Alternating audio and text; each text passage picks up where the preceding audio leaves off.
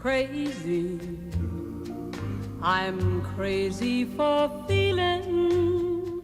Bonjour Olivier. Bonjour Damien. Votre livre que j'ai dévoré a pour héros principal, on peut le dire, le Château Marmont, donc cet hôtel de star sur Sunset Boulevard à Los Angeles. La plus grande qualité du Château Marmont, laquelle serait-ce? Certainement le fait d'avoir été quasiment d'emblée un endroit de grande tolérance, où tout le monde pouvait s'y retrouver sans qu'il y ait le moindre jugement, que ce soit d'abord les gens qui venaient avec leur maîtresse, parce que bien sûr ça arrive dans les hôtels. Déjà ça, à l'époque. bien entendu, surtout à l'époque devrais-je même plutôt dire. Les personnes de couleur. Duke Ellington était refusé partout à cause de sa couleur de peau, sauf au Marmont.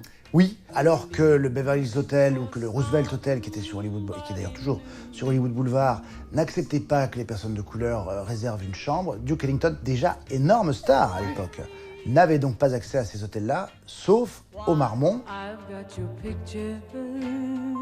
Entre 1929 et 1982, donc c'est la période dans laquelle vous inscrivez votre roman, Olivier, l'histoire la plus tragique. Nathalie Wood, un drame épouvantable celui-là, car Nathalie Wood n'a même pas 16 ans quand elle passe au Château Marmont pour une audition. Elle y restera près de 4 heures. Dans la chambre d'un homme qui pourrait être son père. Oui, en effet, et cet homme va abuser d'elle. Rien n'a été dit, comme souvent à cette époque-là. L'histoire la plus cocasse. C'est Édith Piaf. Elle aimait bien boire.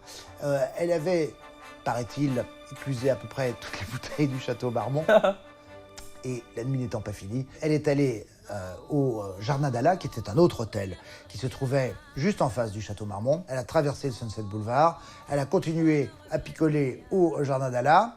Elle en a profité pour séduire un petit jeune homme qui lui plaisait bien. Il paraît qu'elle a dit non, je ne regrette rien. Je ne sais pas. À vérifier, mais c'est ce que j'ai entendu, Olivier.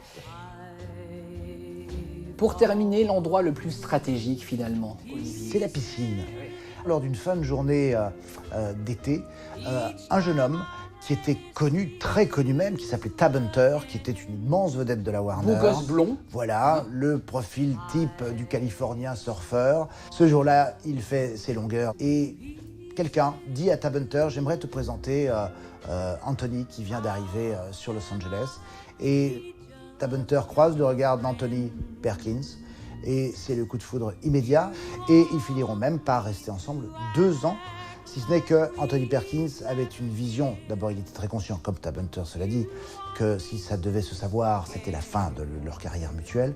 Mais au-delà de ça, il a arrêté cette relation, malgré le fait qu'il l'aimait toujours, semble-t-il, Tab Hunter, parce qu'il a préféré la célébrité et son métier à l'amour.